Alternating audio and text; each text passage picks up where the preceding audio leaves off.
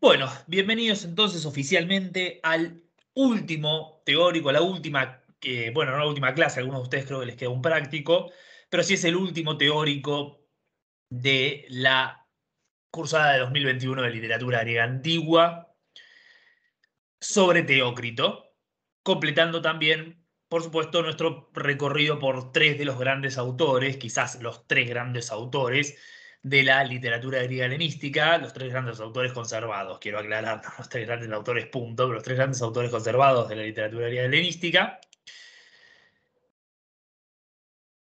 Y al mismo tiempo, como vamos a ver a lo largo de esta clase, también buscando un poco cerrar esta materia con una proyección de la literatura griega hacia el futuro. Y en ese sentido, terminar con Teócrito es útil por varias razones que vamos a estar viendo a lo largo de la clase. Una relativamente obvia y otra un poquito más sofisticada, pero para mucho más interesante también. Vamos a estar haciendo algo muy parecido a lo que hicimos ayer con Apolonio de Rodas. Vamos a hablar de Teócrito como persona, su trayectoria biográfica y poética, la obra de Teócrito, lo que nos ha llegado de la obra de Teócrito, que es bastante más, no cuantitativamente, pero sí cualitativamente por la variedad, de bastante más que lo de Apolonio de Rodas, quiero decir. Y después nos vamos a estar metiendo con el análisis bastante detallado de un texto que es el Idilio número 7, o Idilio 7 en realidad, de Teócrito, que es un texto importante para el estudio de Teócrito como autor y de la poesía bucólica, que es el segundo gran tema, si quieren, de esta clase, eh, Teócrito y la poesía bucólica, deberíamos decir.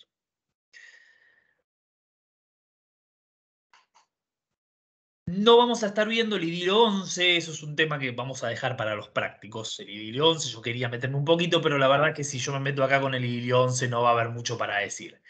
Voy a mencionar los diferentes idilios bucólicos de Teócrito y voy a mencionar el idilio 11, pero no voy a meterme de cabeza en el análisis, aunque es un poema que me encanta, así que es una lástima. Aún así, hay un pedacito del idilio 7 en donde nos vamos a remitir al idilio 11 por razones que se van a hacer obvias cuando lleguemos a ese pasaje.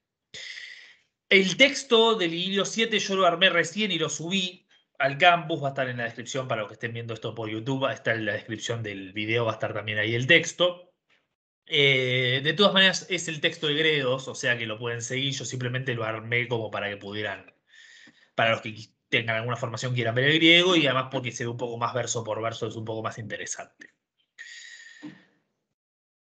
Bueno, arranquemos con Teócrito. Bueno, Teócrito tenemos una datación que es muy parecida a la de Apolonio de Rodas, cerca del 310, 300, la fecha de nacimiento, con lo cual ven que es contemporáneo, ya decíamos 300 Apolonio de Rodas, Calímacos más o menos nace en la misma época, son todos autores más o menos contemporáneos.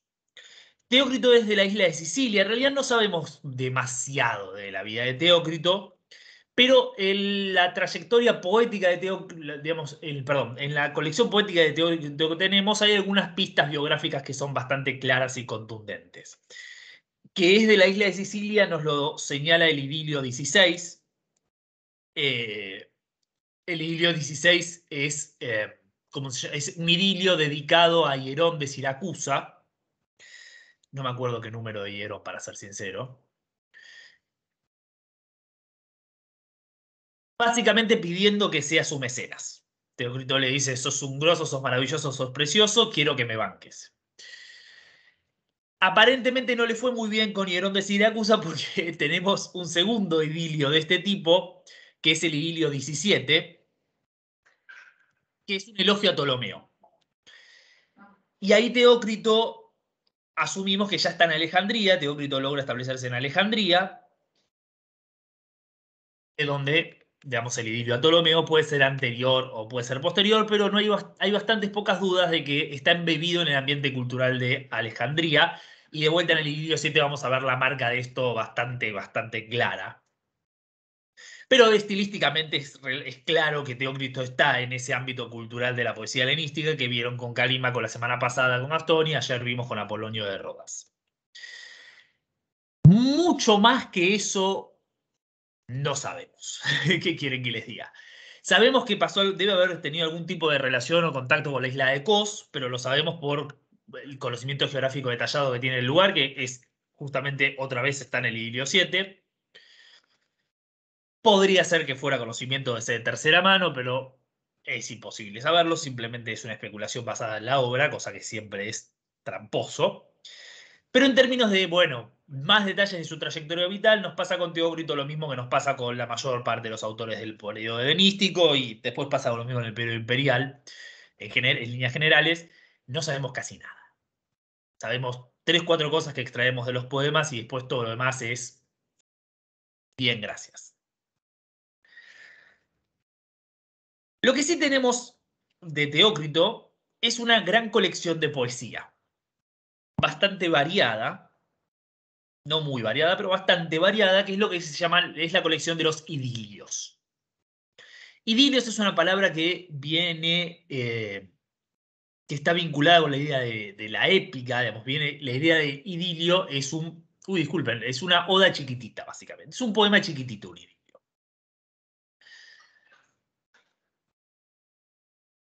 Y de hecho los idilios son poemas chiquititos. En general son poemas de menos de 200 versos, a veces pueden tener un poco más.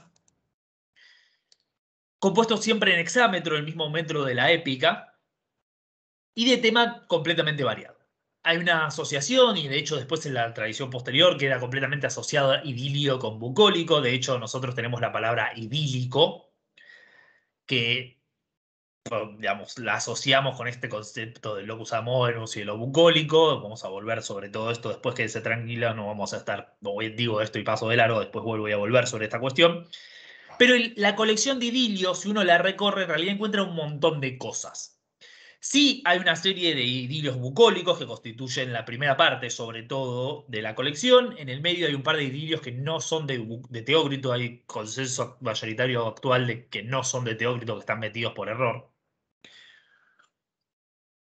Pero si ustedes van avanzando, digo, ya pasan de los idilios, a partir del idilio 12, 13, empieza a haber 12, más bien, empieza a haber otro tipo de cosas, como idilios sobre lo que se llama, o mejor dicho, epilios, pequeñas composiciones épicas mitológicas. Eso es el idilio 13, el idilio 24, el idilio 25. Bueno, el idilio 25 es un poco más complejo porque el idilio 25 algunos sostienen que es de Teócrito y otros que no, así que eso es un problema, pero aún así sigue siendo un epilio.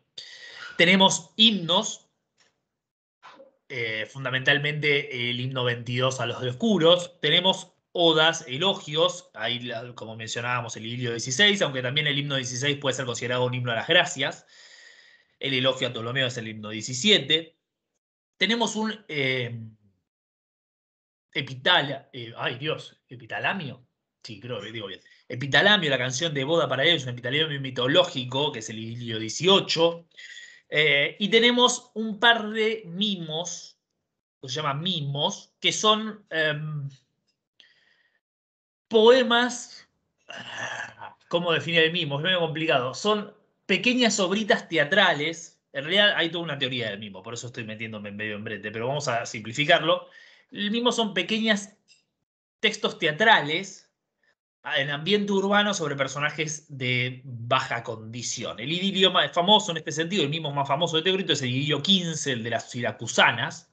El idilio 12 en realidad también es bastante, bastante reconocido. Pero el 15 es quizás el más rico y el más interesante. Son dos mujeres de Siracusa que viven en Alejandría. Una va a visitar a la otra en la casa, charlan un poco de las cosas de la vida y se van juntas a ver un espectáculo teatral, el festival religioso de Adonis. Y ahí escuchan un himno a Adonis, que por supuesto está en el texto del himno a Adonis, y se van muy contentas a su casa después de escuchar el himno a Adonis. Y es una cosa medio de costumbrista de vecinas que van a charlar, digo, o sea, básicamente es eso, no es que no se imaginen que es nada hiper wow, impresionante, sofisticado, son dos mujeres que se juntan y van a charlar y después van a ver un espectáculo. Entonces, esta colección de idilios no tiene una coherencia interna, no tiene una lógica genérica ni nada por el estilo. Son básicamente lo que hoy llamaríamos poesía seleccionada de Teócrito. lo que queda excluido de esta colección de idilios, de esta colección, digamos, lo que queda por fuera de esta colección son algunos poemas figura, algunos discutibles que se le atribuyen a Teócrito, son poemas que el poema hace una forma de lo que se está describiendo, es medio un ejercicio experimental literario, no es medio, es un ejercicio experimental literario, y los epigramas de Teócrito, que son todo un tema porque algunos están su atribución es discutida a veces, pero bueno, sabemos que algunos epigramas de los que tenemos abajo el nombre de Teócrito seguro que eran de Teócrito. Todo esto es para decir que es muy probable que esta colección de poemas nunca hubiera circulado bajo el nombre, digamos, completa con Teócrito. O sea, hubiera sido difícil que los textos espurios se incluyeran en la colección de una manera tan violenta, aparecen casi al principio, si la colección ya Teócrito lo hubiera establecido como propia en su vida, aunque por supuesto siempre estas cosas están discutidas, siempre hay alguien que dice algo y otro que dice otra cosa distinta. En líneas generales podemos sospechar que esto es poesía seleccionada de Teócrito una vez que Teócrito ya estaba muerto. Y los papelitos de Teócrito estaban circulando por ahí, y le dijo, che, juntémoslos todos. Ahora bien, a pesar de que Teócrito tiene algunos poemas no bucólicos muy importantes y muy reconocidos y muy buenos, como el Idilio 22 o el Idilio 24, Teócrito es famoso para nosotros ante todo por la creación del género bucólico, lo que es bastante injusto porque Teócrito no creó el género bucólico. El género bucólico ya estaba creado y él solo lo encontró.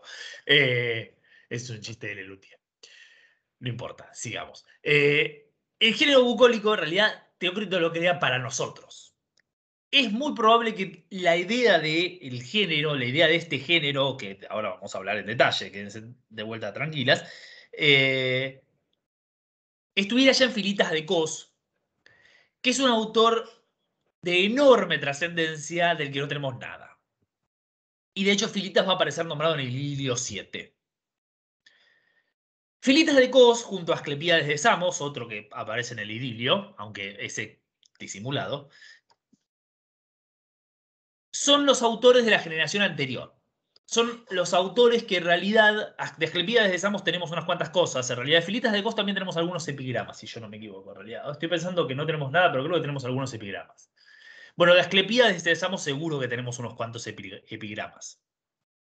Y estos son autores un poquito mayores que estos, que Calímaco, Teócrito y Apolonio, de los cuales tenemos bastante menos material, pero que sabemos que fueron muy importantes en el establecimiento de la poesía helenística como género, como estilo, el estilo helenístico.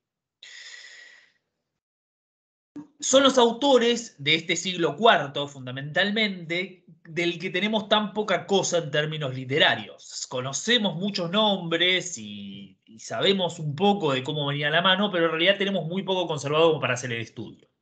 Y es este siglo IV que es el salto entre la época clásica y la época helenística, en donde si tuviéramos más autores de ese siglo y más poesía de ese siglo, seguramente entenderíamos mucho mejor el desarrollo de la poesía griega y definitivamente la poesía helenística no nos parecería el salto violento que nos parece respecto a la poesía clásica, ¿no? Esto es como todo. Si yo te elimino el siglo XIX y voy al siglo XX, comparo el siglo XVIII con el siglo XX, digo, ahí parece que en el siglo XX todo el mundo se despertó un día y estaba completamente loco inventando cosas de literatura de la nada. Bueno, por supuesto, si te olvidó el siglo XIX en el medio, claro. Pero si yo te meto el siglo XIX, entendés un poquito mejor. Bueno, eso es un poco lo que nos pasa entre el siglo V y el siglo III, que no tenemos el siglo IV. Tenemos algunas cosas, pero no tenemos ni por asomo lo que necesitaríamos para efectivamente reconstruir bien este desarrollo.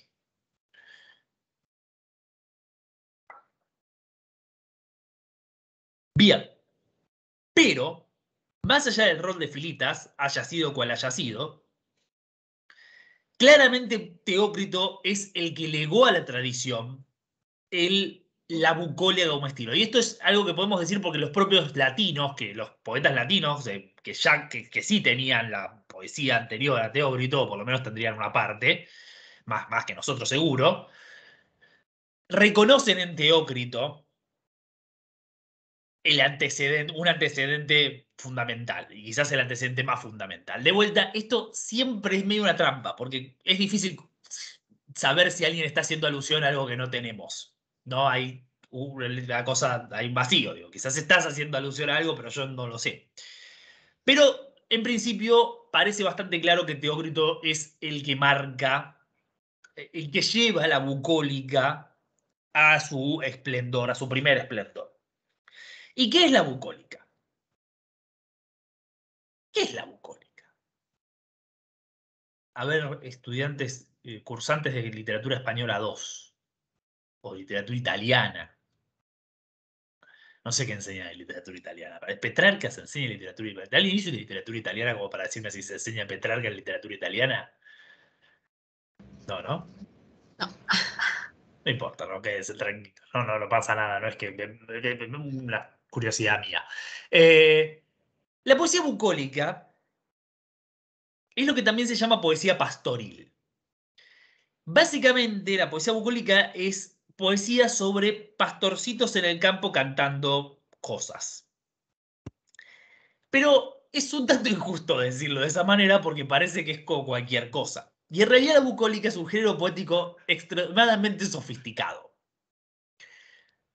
Déjenme, voy a prender la luz. Podría seguir hablando mientras prendo la luz, pero tengo miedo de que no se me escuche bien. ¿Para qué? ¿No?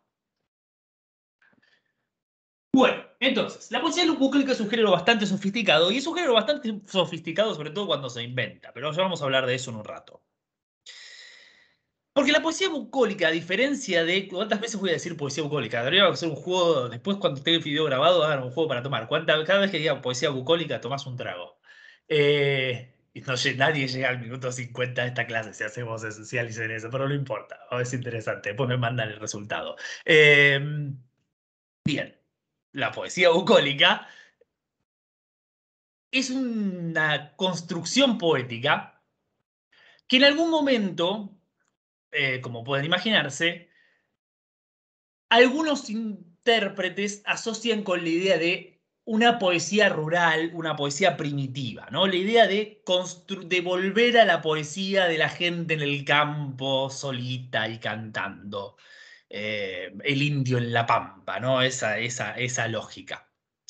Que por supuesto es absurdo por donde uno lo mire. Es absurdo por donde uno lo mire por varias cosas. La primera es que ningún poeta bucólico que tenemos, ni ahora, ni en Teócrito, ni después en el resto de la historia, se preocupó jamás por hacer un estudio antropológico de la poesía pastoril. Y esto es digamos, el gaucho de Hernández, el Martín Fierro. Pensar que Martín Fierro es poesía de gauchos reales cantando cosas de gauchos, cosa que por supuesto ustedes saben, si cursaron literatura argentina 1, si no se los digo ahora, es mentira, es una mentira grande como una casa.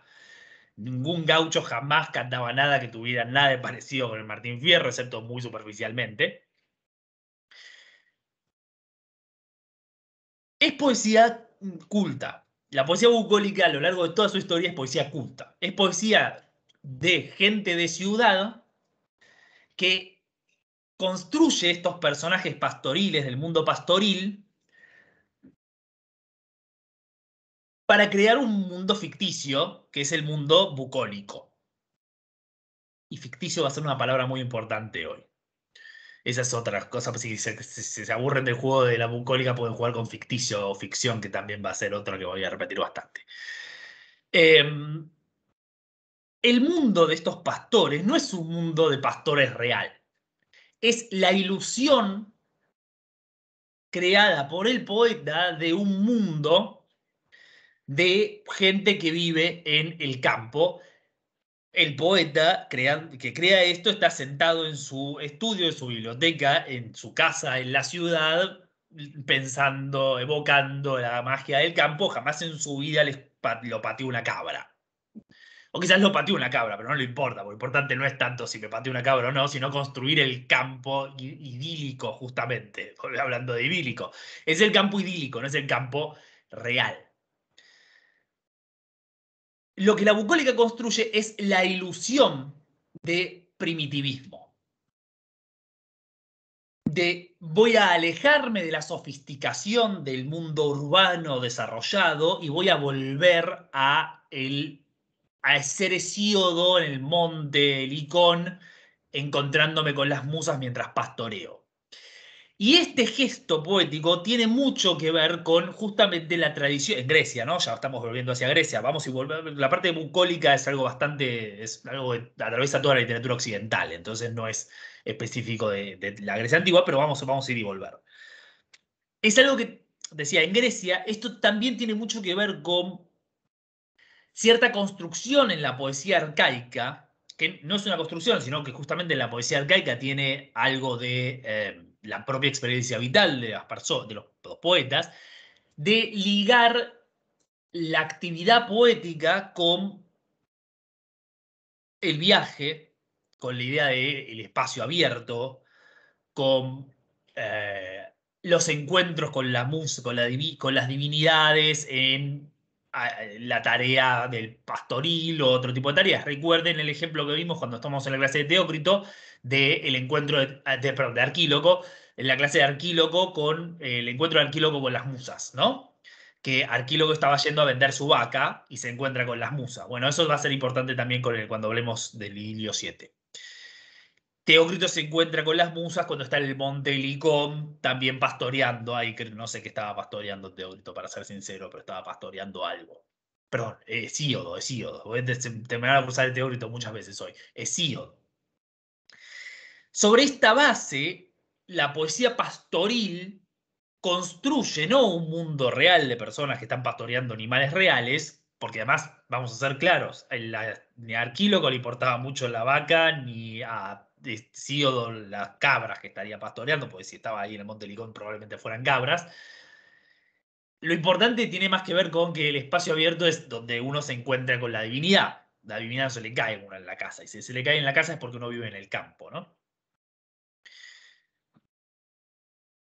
Pero el mundo de helenístico ya no es un mundo rural.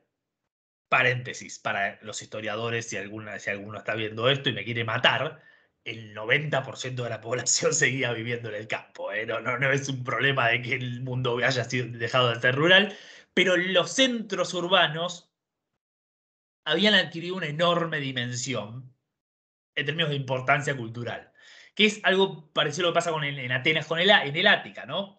Pero Alejandría, por más que Egipto estuviera mayormente no estuviera urbanizado, ni mucho menos, Alejandría era un centro urbano cultural. Uno no estaba caminando entre las vacas en Alejandría. Se parece mucho más a nuestra experiencia, no se parece a nuestra experiencia, no piensen eso, pero se parece mucho más a nuestra experiencia que la experiencia de la poesía arcaica. Entonces, ir al campo el campo para estos autores es el campo como es para alguien que nació en Buenos Aires y vivió toda su vida en Buenos Aires. No es algo que uno entiende realmente que Corno es el campo. Es como hay vaquitas en el campo y la gente se tira al sol a descansar y duerme la siesta. Y bueno, sí, claro, pero no, eso no es el campo por ningún concepto, pero es la concepción urbana del campo. Ahora, no piensen que yo estoy diciendo, y esto quiero subrayarlo, no piensen que yo estoy diciendo que Teócrito, Filitas de Cos eran unos nabos que, digamos, pensaban que Nordelta es el tigre, digo, no, o que sí, que es la isla, ¿no? No estoy diciendo eso. Teócrito, por supuesto, que es consciente de que lo que está construyendo es una ficción, pero está construyendo deliberadamente una ficción basada en esta concepción del campo como un lugar idílico opuesto al mundo urbano. Y eso curiosamente lo vemos dentro de la propia colección de idilios cuando ponemos el mundo de las siracusanas, por ejemplo, las que hablábamos en el idilio 15, que es una oda es un idilio que en alguna de las cursadas vamos a incluir, porque la verdad que es un muy lindo idilio. Bien, vuelvo. Eh, el mundo de las siracusanas al mundo de los pastores del idilio 1 del idilio 7. Es totalmente diferente, pero ambos son una construcción ficcional. El mundo de la Siracusana es un mundo bullicioso, donde hay mucha gente, ellas están hablando de cosas con problemas cotidianos, una le insulta a la sirvienta porque el bebé está llorando y algo por el estilo. Están preocupadas por cosas de la cotidianeidad. Ahí hay una ilusión de cotidianeidad. Mientras que en el idilio de los pastores, en los idilios bucólicos, hay exactamente lo contrario. Una ilusión de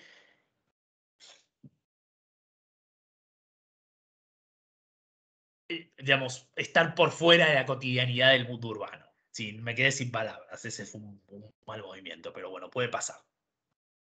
Entonces, ¿qué es lo que caracteriza, para dar algunas reglas generales? Porque por supuesto ustedes cuando terminen esto, si de algún momento les hacemos la pregunta y en el final es muy probable que les hagamos esta pregunta, así que tomen nota, porque la hicimos más de una vez. ¿Qué es lo que caracteriza a la bucólica como género en Teócrito y a partir de Teócrito para los siglos y los siglos? Y eso no es una manera de decir, es en serio, porque bucólica siguió habiendo hasta hoy. Hay bucólica en la televisión, van a encontrar bucólica en todos lados. Box Bunny es en muchos sentidos bucólica. Es bucólica paródica, pero es bucólica. ¿Qué es lo que caracteriza a la bucólica? Bueno, en primer lugar, por supuesto, es el ambiente rural. Obvio. Estuvimos hablando los últimos 20 minutos de esto. Pero de vuelta, recordemos un ambiente rural, no un ambiente rural real, sino un ambiente rural ideal. Lo que llamamos muchas veces, y esto por favor anótenlo porque va a haber una pregunta, vamos a esperar que puedan decir estas dos palabras en algún examen oral, si llegáramos a preguntarles de algo de bucólica: locus amoenus. Y perdón por el latín, ¿no? Disculpen el latín, pero es el término que se usa para esto. Lo voy a escribir en el chat. Lo voy a escribir en el chat para que les quede claro. Esto es locus, como suena, amoenus. Básicamente, locus amoenus es un lugar ideal. Eso es lo que quiere decir. Fíjense que de hecho es un lugar ameno. Si lo traducimos de manera literal, lo transcribimos casi literalmente. El locus amoenus, por supuesto, varía de época a época, de autor a autor, de poema a poema, pero es un lugar en donde hay plantitas y la fruta, hay un montón de fruta y la fruta es grande y hay miel. A veces hay vino, ahí el tema del vino varía dependiendo qué grado de rusticidad uno quiera introducir, pero miel hay siempre, la miel es una sine qua non en un locus amoenus. En general hay alguna fuentecita, algún riacho. El día está lindo, pero el río, y si hace calor, el río está frío, y etcétera. De hecho, vamos a ver una gran construcción de locus amoenus en el Ililio 7, así que no me voy a meter tan de lleno en esto ahora, pues vamos a ver un montón de detalles adicionales. Lo importante es que es un lugar ideal, que es donde está el pastor. Donde está el pastor, que es el otro rasgo de la poesía bucólica, casi se pasa de largo, pero no. Teníamos el espacio campestre, el locus amoenus, y tenemos el pastor como personaje. El pastor como personaje es un muchacho que sale a la mañana con sus ovejas, sus cabras o sus vacas. En general son ovejas, pero digamos en Grecia suele haber cabras también. Casi nunca vacas, porque las vacas pastorean solas, no importa, no nos entramos en detalles. Sale a la mañana, se tira en un árbol, las ovejas hacen todo solas y él está cantando, tirado contra un árbol, tocando la lira o tocando la zampoña, ¿cómo se llama? O la flauta de pan, ¿no? Se llama flauta de pan. Y él es feliz y después a la tarde se levanta después de cantar todo el día y se vuelve a la casa y al día siguiente hace lo mismo. Como, digamos, no es un pastor real, ¿no?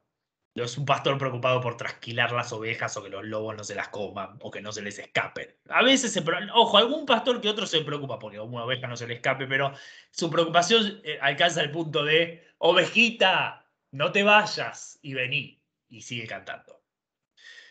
Y eso es todo. Así que no son como hiper comprometidos con su trabajo. ¿De qué canta el pastor? Y acá entramos al último tema, el último rasgo fundamental de la poesía bucólica. Ah, perdón, yo dije el pastor, pero a veces hay dos pastores, porque otro rasgo, o dos o tres o cuatro pastores. Porque otro rasgo típico de la poesía bucólica es la competencia. Que aparece la competencia o el diálogo. A veces es competencia, a veces es un simple diálogo. Hay un pastor, el pastor canta y después aparece otro pastor y ese otro pastor canta otra cosa. Eh, y de vuelta a veces están compitiendo y a veces incluso hay un tercer pastor que le dice, este cantó mejor, a este le vamos a dar un premio y a este no. O a este le damos un premio menor. Pero no importa. ¿De qué cantan los pastores? Bueno, fundamentalmente no cantan sobre las ovejas. Sobre lo que cantan es sobre el amor. La poesía bucólica es un género amoroso. Y cantan sobre el amor, a veces cantan sobre el amor porque les va bien, pocas veces cantan sobre el amor porque les va bien, porque sería bastante aburrido. En general cantan sobre el amor porque la persona que aman no les da bola, o cantan porque a un amigo no le da bola a la persona que ama, o cantan porque se separaron o la persona con la que están los traicionó. O, bueno, básicamente si escucharon alguna vez música, bueno, es todo eso.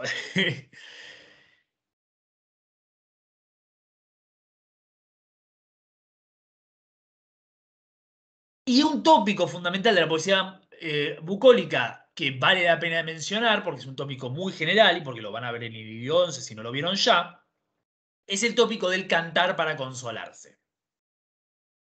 Y eso es una cuestión habitual en la poesía bucólica, que es que el pastor está cuidando las ovejas, pero está muy triste porque la persona de la que está enamorado X cosa se murió, no le da bola, se fue, lo traicionó. Y entonces canta para consolarse. Y esto es algo que después se parodia de vuelta. Volvemos al Quijote, 2 días seguidos volvimos al Quijote. No sé si fue acá. No, fue Narato, perdón, disculpen. Fue la clase de la semana pasada, nada que ver. Eh, Arriano, no Arato, Arriano. Sigamos. En el Quijote, la parodia del pastor, que están cantando los pastores, que están cantando en el campo llorando por la amada, aparece varias veces. Porque, por supuesto, es un tópico que en la España del siglo de oro era un tópico hiper explotado. A veces con gran éxito, ¿no? Digamos, si le llevo Garcilaso o Góngora también, digamos, no es que está explotado y es malo, es extraordinario por momentos. Entonces, estos son los grandes rasgos de la poesía bucólica. Ahora, y estos grandes rasgos de la poesía bucólica, que en Teócrito los encontramos de manera sistemática, son uno de los grandes legados de Teócrito a la tradición poética posterior. Y en general a toda la tradición posterior, reitero, ¿no? El concepto de poesía bucólica nos atraviesa de una manera que no nos damos cuenta. Reconocemos el género sin ni siquiera pensarlo. Es uno de esos géneros tópicos que está tan embebido en la cultura occidental que ni siquiera lo pensamos cuando lo vemos. Nos damos cuenta inmediatamente. Es más, tenemos musiquitas asociadas al género bucólico que las escuchamos e inmediatamente nos transportan a ese espacio. Pero esto no existía. Digamos, lo importante marcar acá es que esto antes de Teócrito y de Filitas de Cos probablemente no existía. Digamos, eso lo inventó alguien. Que no sería poca cosa, de no ser porque inventaron algo que es mucho más importante, para ser franco, y que durante mucho tiempo pasó desapercibido por completo.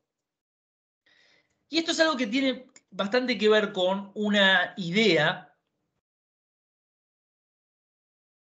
que yo siempre tenía entendido que estaba un poco en Foucault, pero no me acuerdo. Ahora, después leí el tema de la invención del autor de Foucault, pero después lo repasé y no lo encontré rápidamente, así que quizás está en otro lado y yo no me acuerdo. Que es esta idea de que la ficción literaria, que quizás ustedes vieron en teoría de análisis, así que si ustedes alguno me quiere ayudar, puede ayudarme. La ficción literaria es una cosa que aparece en el siglo XIX, ¿no? Que antes del siglo XIX, una vasta parte de la población no entendía la diferencia entre historia y ficción, entre relato ficticio y relato verdadero, ¿no? Que esto es lo que se juega con el Quijote. Digamos, volviendo al Quijote, y viene entonces la referencia reciente al Quijote, es este juego del Quijote de decir, ¿por qué Don Quijote no entiende la diferencia entre el género de caballerías, los textos históricos del género de caballería y los textos simplemente ficticios y fantásticos del género de caballería? Bueno, básicamente porque la mayor parte de la población no le importaba, no entendía ni importaba la diferencia.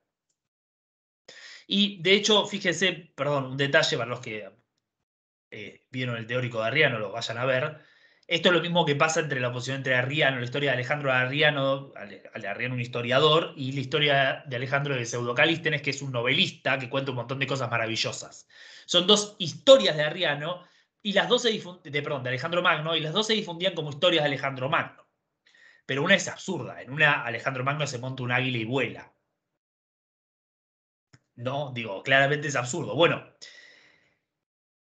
hay una serie de ejemplos a lo largo de la historia a los que uno puede apelar para esto, pero lo importante acá es destacar esta idea de la ficción literaria como algo que aparece en un momento de la historia, que es final del siglo XIX, como algo claramente separado, como una esfera claramente separada conceptual de la literatura. Y eso que, por supuesto, es mentira, porque por muchas razones, pero se basa en un concepto que es de todos modos verdadero, y es que la ficción literaria no es algo que surge natural para el ser humano. No es que la ficción literaria nos es innata o connatural.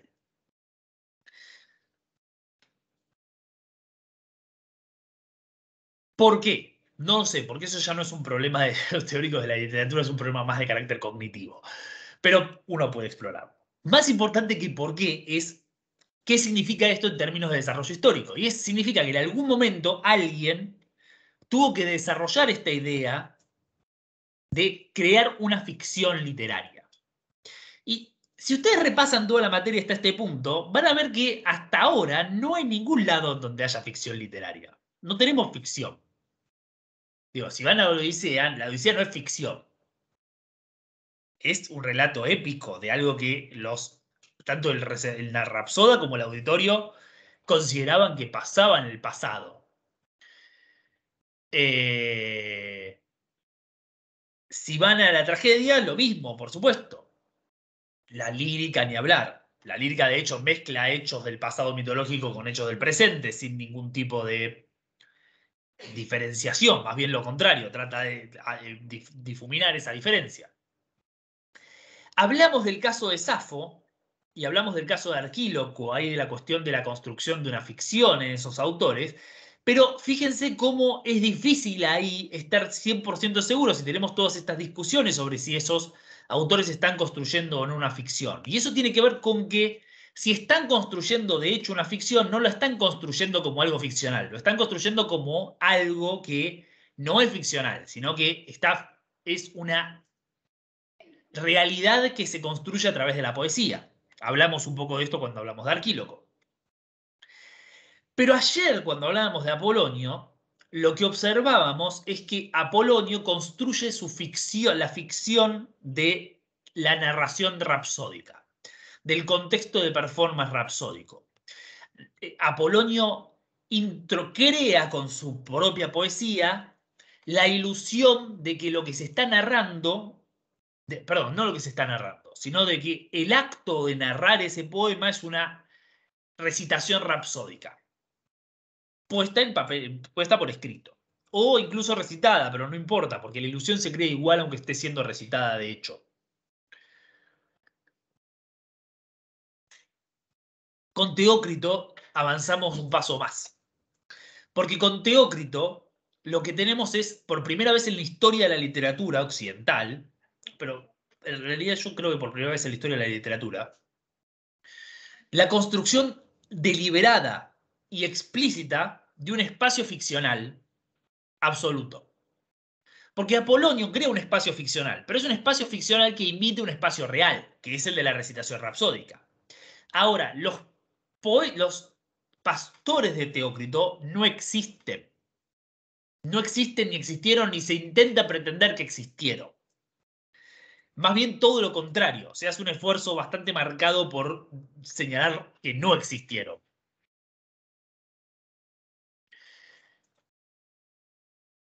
Y esto es algo que también sucede en los mimos de Teócrito, y en el género del mimo con Herodas, un poco en el Jambo de Carímaco. pero es algo que está sucediendo en el periodo helenístico, en general. Y es la idea de que la literatura no está relatando simplemente hechos, no se trata de relatar hechos o relatar sentimientos o relatar historias que pasaron a las personas, sino que la literatura construye el mundo de la literatura. Es decir, en la época helenística tenemos, por primera vez en la historia humana, la idea de que la literatura puede construir un mundo que es distinto al mundo real. Cosa que yo lo digo así como si fuera el pasar, pero digamos, dimensionémoslo, ¿no? El salto tecnológico conceptual que eso implica. Es muy impresionante porque fíjense cómo, si ustedes van a Homero, ¿no? Por ejemplo, el mundo que la poesía homérica construye, que para nosotros claramente lo está construyendo, no es un mundo que los contemporáneos, que el Rapsoda y su auditorio, consideraban que se estaba construyendo. Es el mundo de esas personas. El mundo de esas personas es indiferenciable de el mundo de la poesía. Y fíjense que eso es lo maravilloso de El Quijote. Ya voy, Camila. Eso es lo maravilloso del Quijote. Perdón, ¿no? Yo sé que parece que no tiene nada que ver, pero ahora a ver cómo rápidamente tiene que ver. Porque en realidad lo que pasa en el Quijote no es que Don Quijote no logra distinguir la diferencia entre el mundo ficticio y el mundo real. Es que convierte el mundo real en el mundo ficticio. Y eso es lo que va pasando a lo largo del Quijote, que el mundo de la realidad, el mundo de la España real donde vive Don Quijote, se va convirtiendo en el mundo de las novelas de caballería. Entonces, lo que Don Quijote hace es volver efectivamente a la época, a la épica heroica, a la época en donde el mundo de los dioses y de los héroes era el mundo de las personas. Pero lo que tenemos acá en Teócrito es la precondición necesaria, en la época helenística en general, es la precondición necesaria para que eso sea un problema, y es que la literatura construya un mundo que es distinto al mundo real. Camila. Pregunta, ¿eso ya no está en, por ejemplo, Aves de Aristófanes?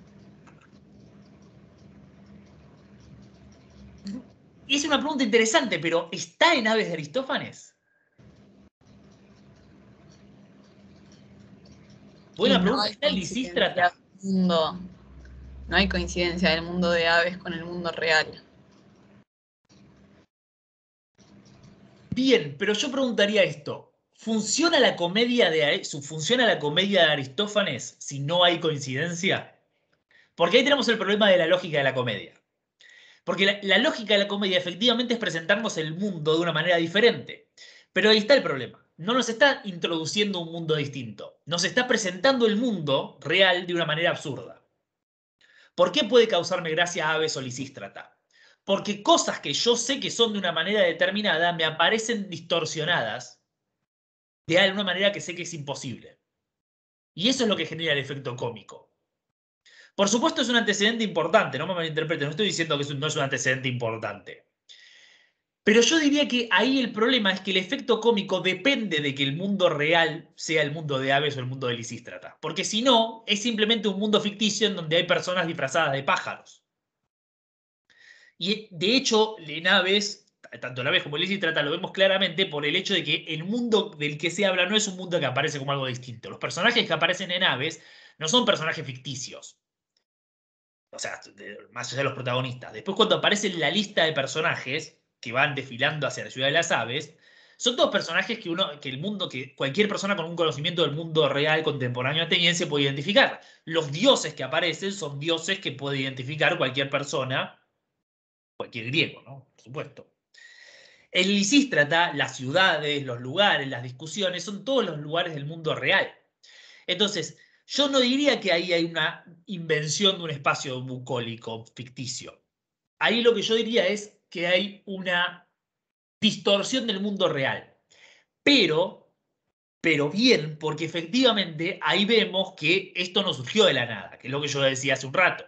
Si nosotros tuviéramos la poesía del siglo IV, tendríamos mucho, mucho más para construir. Y de hecho, ahora que trajiste a colación la comedia, es muy probable que el antecedente más marcado del mundo de Teócrito, como el de el mundo como el del mimo de Herodas, o el mimo propio de Teócrito, sea la comedia de Menandro, comedia de tipos, habitualmente llamada comedia de tipos, la comedia nueva griega, supongo que Caterina habló un poco de la periodización de la comedia, comedia en donde efectivamente el vínculo con el mundo real empieza a debilitarse, porque lo que importa son los personajes que aparecen en escena y lo que le pasa a los personajes que aparecen en escena. No es que de un día para el otro a alguien se le ocurrió, che, voy a crear un mundo con la literatura. Vino Tolkien. Apareció Tolkien y dijo, hágase Lux, digamos, Fiat Lux. No, por supuesto que fue un proceso. Y un largo proceso. Y un proceso que de hecho empieza con la épica. Porque cuando yo les digo el mundo de la Odisea es el mundo real para las personas, para el auditorio de la Rapsodia, bueno, pongan un asterisco ahí. Porque la gente no iba pensando, caminando y cruzándose con los dioses. De hecho, el propio poeta marca la distancia de ese mundo mitológico con el mundo contemporáneo, pero lo plantea en términos cronológicos, ¿no? Lo plantea en términos del pasado, estos son los héroes del pasado que no son como los héroes, como las personas de ahora. Hablábamos también de Safo y de Arquíloco, de esta ficcionalización de la biografía del poeta, que no sabemos hasta qué punto es ficcionalizado o no es ficcionalizada, pero ahí hay una separación de la realidad respecto a la literatura. No hay una construcción de un mundo, pero hay una separación de la realidad respecto a la literatura. Y ya en la comedia, en la tragedia, pero particularmente yo creo bien en la comedia, ahí está la cuestión, hay un esfuerzo por invertir la lógica del mundo real o alejarse de la lógica del mundo real. Ahora, todo este desarrollo, que continuaría en el siglo IV, vayan a saber cómo exactamente, culmina en la época helenística con la construcción de un espacio ficcional para la literatura. La literatura generada en un espacio ficcional. Como decía el ejemplo de Apolonio, no sé si hablaron del problema de la mímesis, yo creo que hablaron del problema de la mímesis del himno de los himnos de Calímaco la semana pasada, y también hay una construcción de una situación ficcional. Y acá en Teócrito tenemos directamente la creación de un espacio ficcional, un espacio que no tiene correlato con la realidad de ningún tipo. Y que el poema construye. Y vamos a ver cómo el poema lo construye. Y cuando veamos cómo el poema lo construye, me van a decir, pero no me habías dicho que no tenía ninguna correlación con la realidad. Y yo les voy a decir, bueno, sí, pero. Porque vamos a ver que de hecho tiene correlación con la realidad que construye el Teócrito. Es un poco irónico cómo viene la cosa. Pero lo importante acá es que la figura de este pastor, la figura de este mundo y este espacio bucólico, es algo que no existía antes. Y es algo que toda la tradición literaria posterior va a tomar y sobre lo cual se va a construir. A partir de este punto, la ficción literaria empieza a desarrollarse. Y empieza a desarrollarse en un montón de sentidos diferentes. Pero en cierta medida, la bucólica y el mimo son espacios de quiebre, son puntos de quiebre. Porque son momentos, es el momento en donde la literatura se despega completamente de la necesidad de responder a las reglas del mundo real. La literatura puede construir sus propias reglas de cómo funciona el mundo. Bien. Preguntas, además de esta que hizo Camila, que me vino muy bien.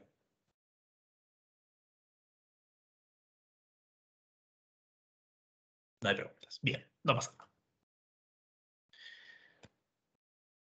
Bueno, dado que tenemos una parte muy importante de la clase disponible y que el Idilio 7 es un texto de relativa importancia, mi objetivo hoy era recorrerlo completo.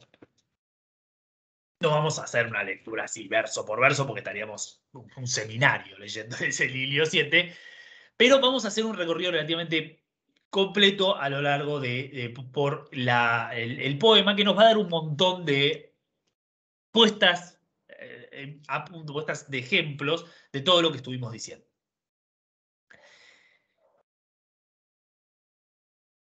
Vamos a empezar con un panorama general del idilio. El idilio 7 es,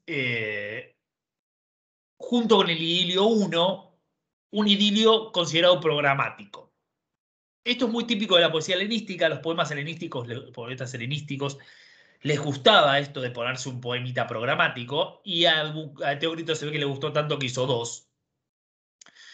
Parecido es el Jambo primero de Calímaco o el Mimo 8 de Herodas. Y hay algunos más, ¿no? Y a Calímaco también le gustaban bastante los poemas programáticos o las declaraciones programáticas. Por supuesto, un poema programático es un poema en donde un poeta despliega su programa poético, estilísticamente, sus objetivos y su lugar como poeta en el mundo literario.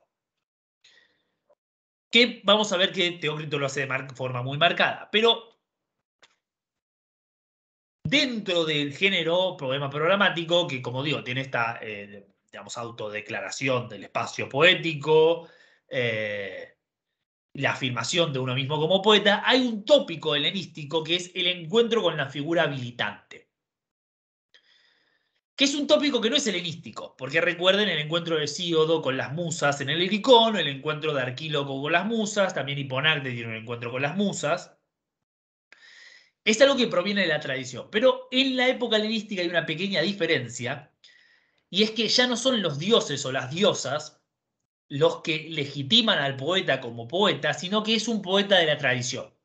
Y acá, por supuesto, vemos la marcada diferencia entre el periodo helenístico y los periodos anteriores. El periodo helenístico reconoce a la tradición poética como algo de peso en la propia poesía, algo que no pasaba antes. Quizás un poquito con Homero, pero es complejo y ahí el Homero que aparece en la literatura no siempre es nuestro Homero.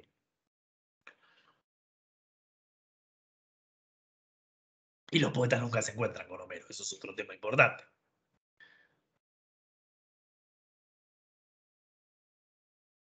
Teócrito y todo el Idilio 7 está construido sobre la base de un encuentro. También pasa un poco en el mismo 8 de Herodas, esto menos en el Jambo primero de Calímaco. Eh, Todo el poema es un encuentro, y es un encuentro con una figura que, vamos a ver por qué, legitima a Teócrito como poeta bucólico. Cuando termina el encuentro, Teócrito se va diciendo, yo soy un poeta bucólico, y de hecho lo que pasa después de eso subraya este logro. Vamos a hablar, cuando ya lo encontremos ahora, cuando vayamos al poema, vamos a ver, discutir un poco sobre quién es esta figura. Y no vamos a llegar a ninguna conclusión, porque no se sabe. Pero veamos un poco el poema a grandes rasgos. El poema no es complejo en sí mismo, pero tiene muchas partes. Tiene una introducción, en los versos 1 a 9.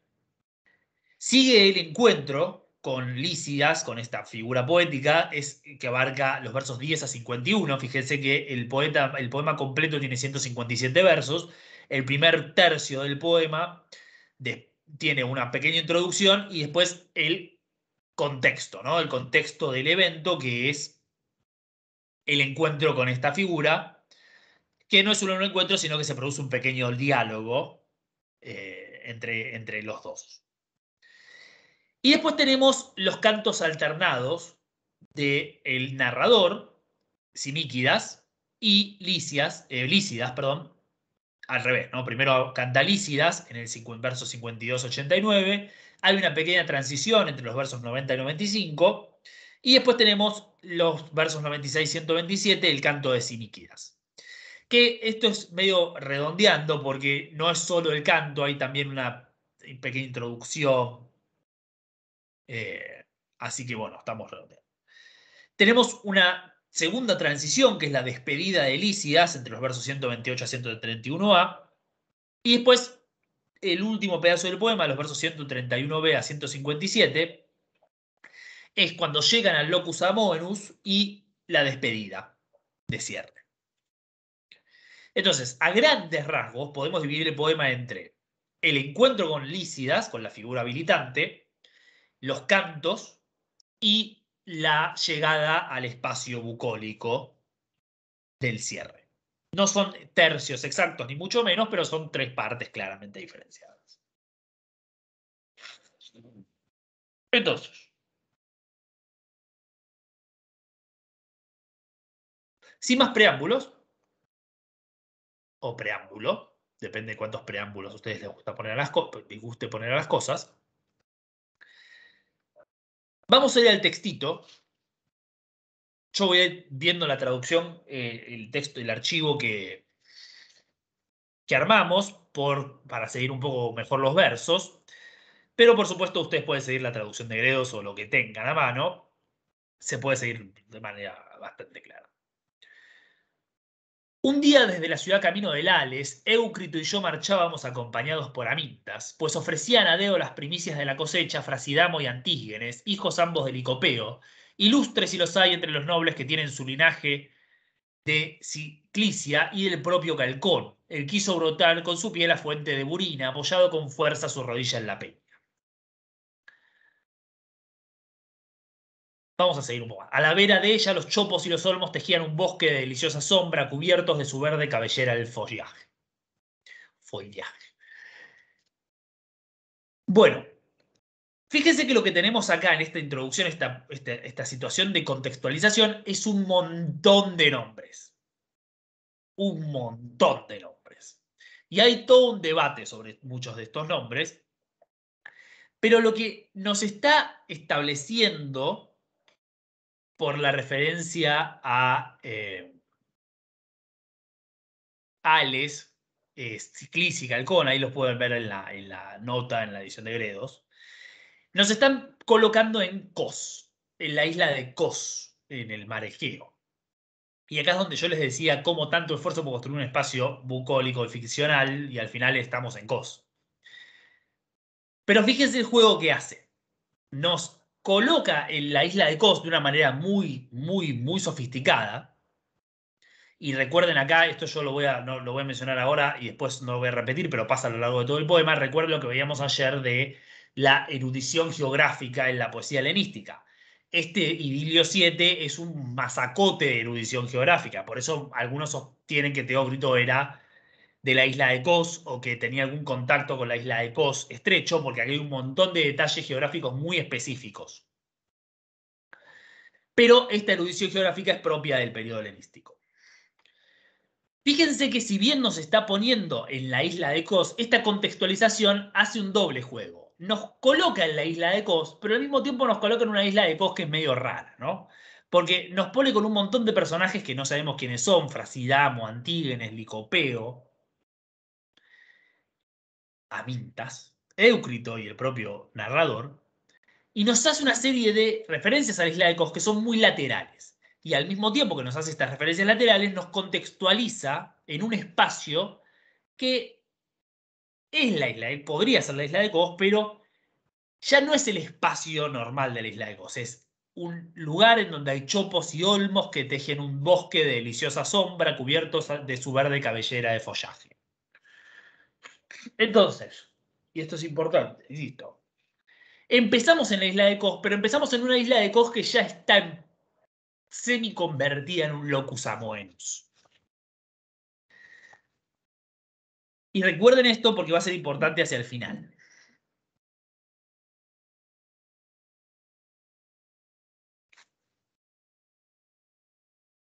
Entonces,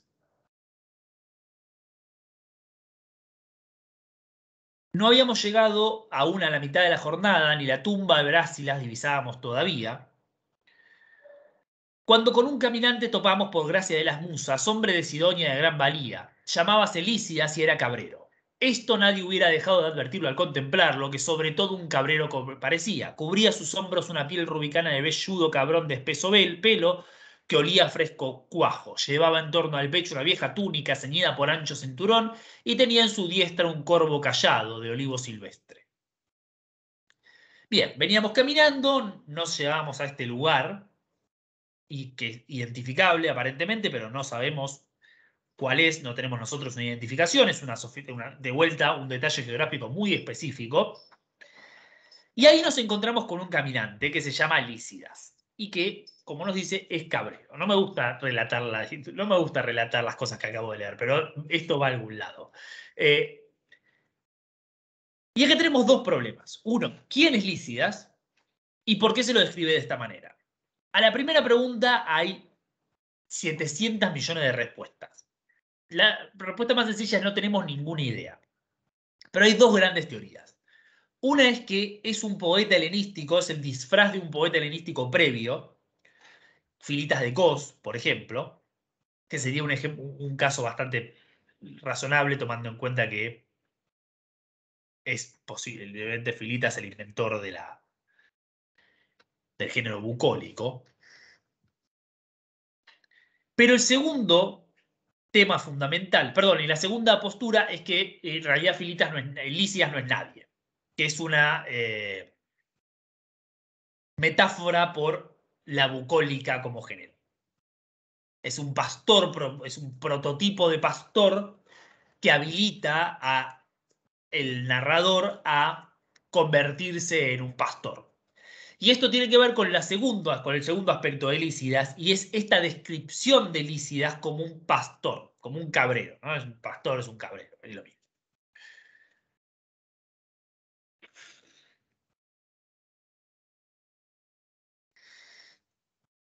Entonces, fíjense que este es el eje fundamental que al que nos apunta, nos dirige la mirada a Teócrito. Independientemente de si uno podía identificar a Lícidas o no, Teócrito nos dirige directamente la mirada hacia el hecho de que es un cabrero y que se ve como un cabrero, porque tiene todos los rasgos del cabrero.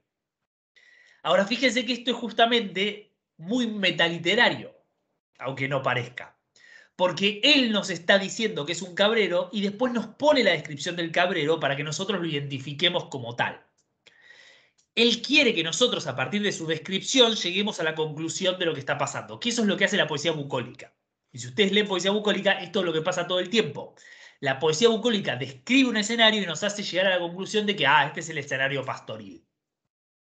Y noten, por supuesto, el otro detalle, yo no lo mencioné, que es que por gracia de las musas se encuentran con este personaje, ¿no? Son las musas las que habilitan el encuentro que va a legitimar al poeta como poeta.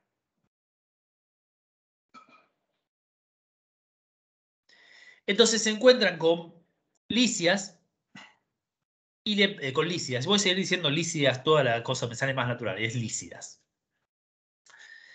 Y le pregunta dónde va Simíquidas. Bueno, Simíquidas, de vuelta esto ha sido debatido, y se ha debatido desde la antigüedad, pero el consenso actual es que Simíquidas es Teócrito, y que es el nombre ficticio de Teócrito. Y esto de tener un nombre ficticio es algo que los poetas van a hacer durante toda la historia. Ficticio fácilmente reconocible, piensen en el Belardo de Lope de Vega, ¿no? Si lo conocen, o si no les digo yo que si no recuerdo mal, Belardo es el nombre ficticio de Lope de Vega. ¿A dónde va Simíquidas con ese paso a mediodía cuando duerme la lagartija en los muros ni las cojugadas cojujadas van y vienen por las losas? Bla, bla, bla, bla, bla, bla. Lícidas, amigo,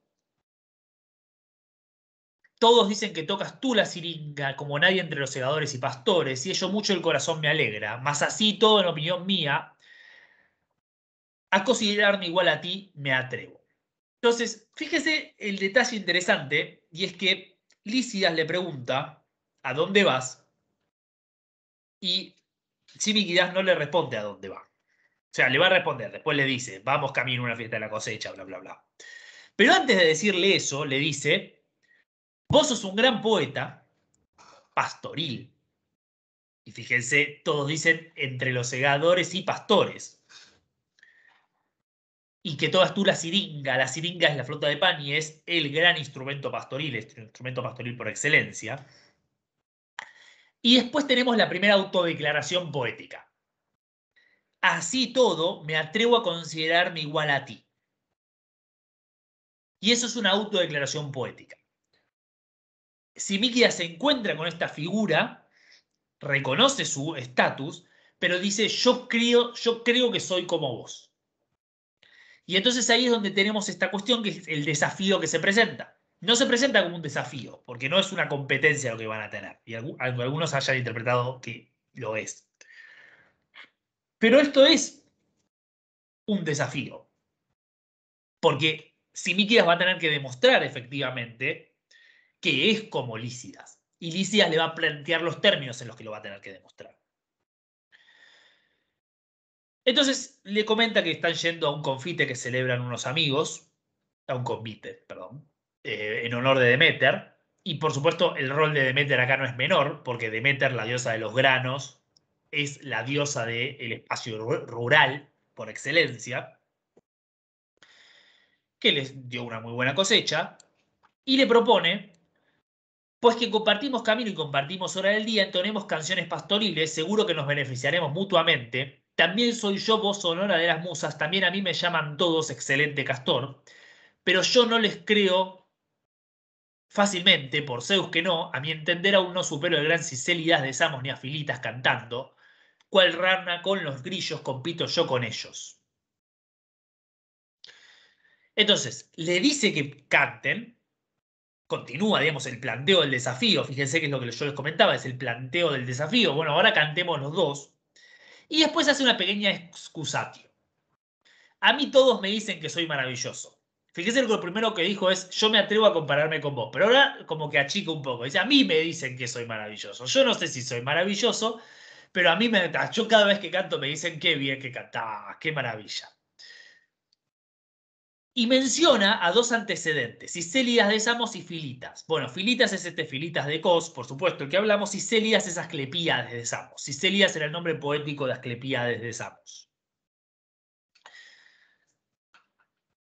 Y tenemos este cual rana con los grillos, ¿no? Por supuesto, la rana es croak, croak y los grillos cantan bonito. Aparentemente no dormían, demostrando que esta gente no dormía en el campo de noche con los grillos molestándolos. Los grillos son como la figura poética de la cosa que canta muy más bonita. Así le hablé de intento y el cabrero riendo dulcemente. Fíjense que Licia siempre se está riendo. Empieza riendo, reteniendo la risa y ahora aparece riéndose.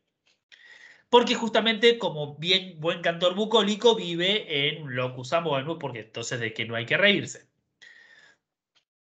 Y el cabrero riendo dulcemente te doy, respondió este callado, porque él es un arbolillo joven que para la verdad ha conformado Zeus por entero. Entonces tenemos este primer gesto. El primer gesto es anunciar que le va a dar el callado. Ahora, mantengan esto en la cabeza porque no le va a dar el callado hasta el final. Dice que le va a dar el callado, pero en realidad no le da nada. Porque antes de darle se pone a cantar. Y lo que sigue es bastante importante porque acá es donde Lisias plantea los términos. Que a mí me son grandemente odiosos tanto el arquitecto que procura concluir una casa que se iguale con la cima del monte Oromedonte, ¿Oromedonte? Oromedonte, como todas las aves de las musas que frente al cantor de Quíos se afanan en vano con su canto de gallo. ¿Quién es el cantor de Quíos?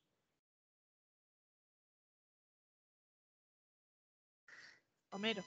Bien, gracias, Homero, perfecto. Entonces, ¿a qué les recuerda esto?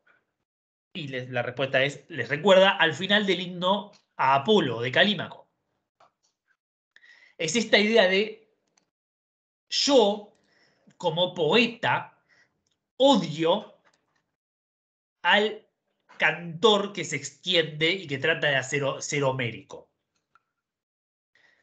Y al Epirama 28, ¿no? Lo mismo que en el Epirama 28 de Calímaco, no odio el poema cíclico.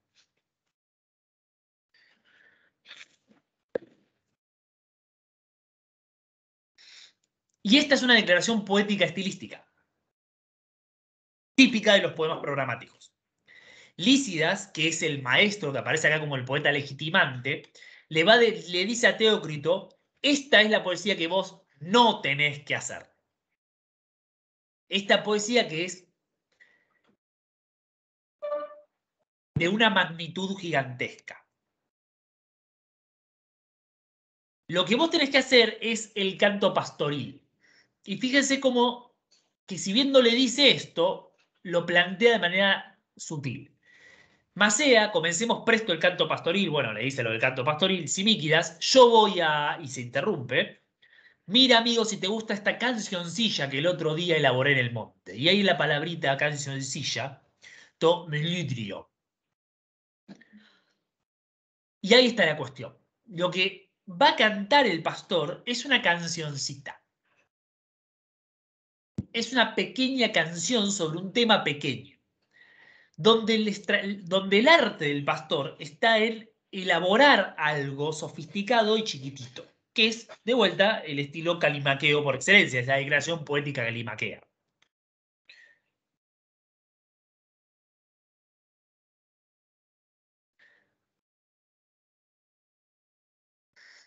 Bueno, y se pone a cantar.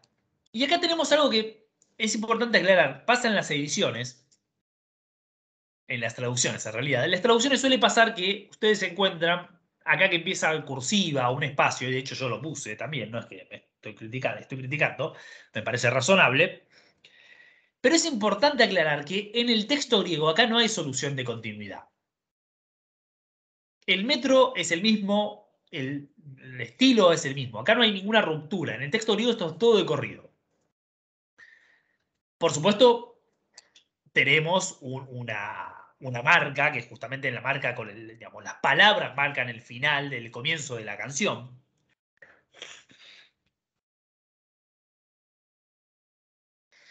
Dios. Pero acá no hay interrupción, como sí tenemos en el texto español donde tenemos espacio y cursivas. Eso es un poco complicado porque a nosotros nos genera la impresión visual de que este canto de Lícidas es totalmente distinto a lo que viene antes. Y no es así. Digamos, el poema es una continuidad uniforme. El estilo bucólico no se abandona nunca, siempre está en estilo bucólico. Entonces se pone a cantar Lícidas. Feliz travesía Mitilene y tendrá Guianacte cuando con los cabritos a poniente persigue el noto a las húmedas olas y cuando tiene Orión sus pies en el océano. Si a Lícidas, atormentado por el fuego de Afrodita, salva, que ardiente amor por él me está quemando. En estas primeras secuencias, entonces, lo que tenemos es el establecimiento del tema. Este es un poema de despedida.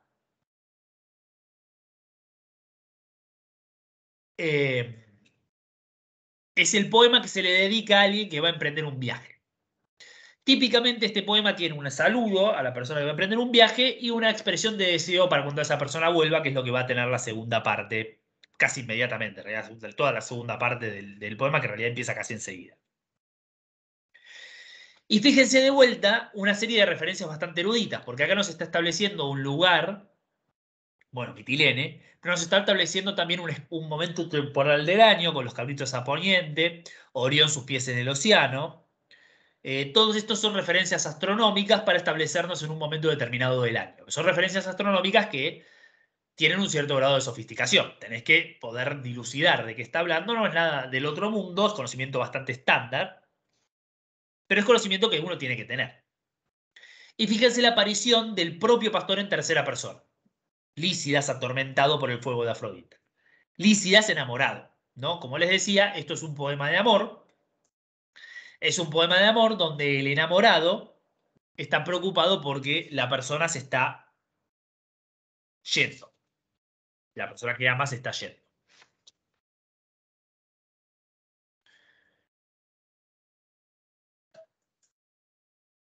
Bueno, entonces sigue y vamos a saltar un poco. Pues que Aganacte desea navegar a Mitilene, séale todo propicio y tras feliz viaje arriba a puerto. Entonces acá tenemos el diseño, el deseo de que la persona le vaya bien. Tras el deseo de que a la persona le vaya bien, viene esto que yo les comentaba. Ese día ceñiré mis sienes con corona de eneldo, de rosas o de alelíes, y escansaré en el jarro el vino de Ptelea, junto al fuego tendido. Y en el fuego tostará alguno habas, la yaciga de un colodo dispersor, bla, bla, bla. Beberé mollmente recordando a Yanacte, bla, bla, bla. Entonces tenemos esta construcción de un momento de felicidad cuando el personaje, cuando el amado vuelva. Y fíjese a partir del verso 71.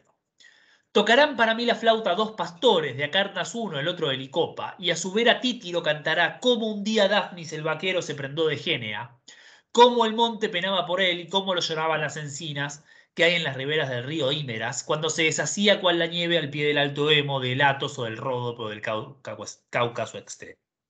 Entonces fíjense lo que sucede. Empieza con la fantasía de lo que va a pasar cuando vuelva el personaje amado, y en esa fantasía introduce un cantor, que es este Títiro, que va a contar la historia de Dafnes, de Dafnis enamorado de Genea. Dafnis es un personaje absolutamente fundamental en la poesía bucólica porque es el pastor mitológico por excelencia. Es un personaje de la mitología griega, medio secundario, pero es un personaje que adquiere una enorme dimensión en la poesía bucólica. Y Dafnis es el sinónimo de bucólica. De hecho, canta. Pero fíjense que Títiro canta en el momento de regreso, cuando está feliz Lícidas, canta como Dafnis lloraba por el amor de Genea. Que si nosotros podemos asumir, sobre la base de la tradición mitológica de Dafnis, Genea lo había traicionado. Pero en realidad no estamos 100% seguros. Y cantará como un día ancha caja recibió vivo el cabrero por la maldita soberbia de un tirano, y como las chatas abejas iban del prado a la fragante caja de cada... Disculpe, no sé, eso está mal. A la fragante caja...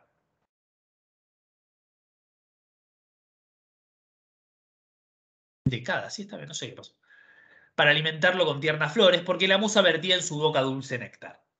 O Comatas, dichoso, a ti te ha concedido esta aventura, bla, bla, bla.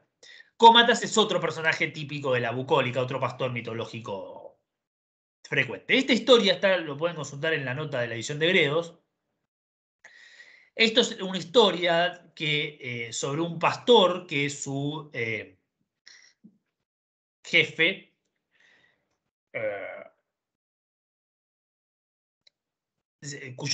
cuyo jefe se enoja, perdón, no, cuyo jefe se enoja con él, con el que su jefe se enoja, con el que su jefe se enoja porque era muy devoto a las musas. Entonces le dice a ver si las musas te salvan y lo encierran en una caja.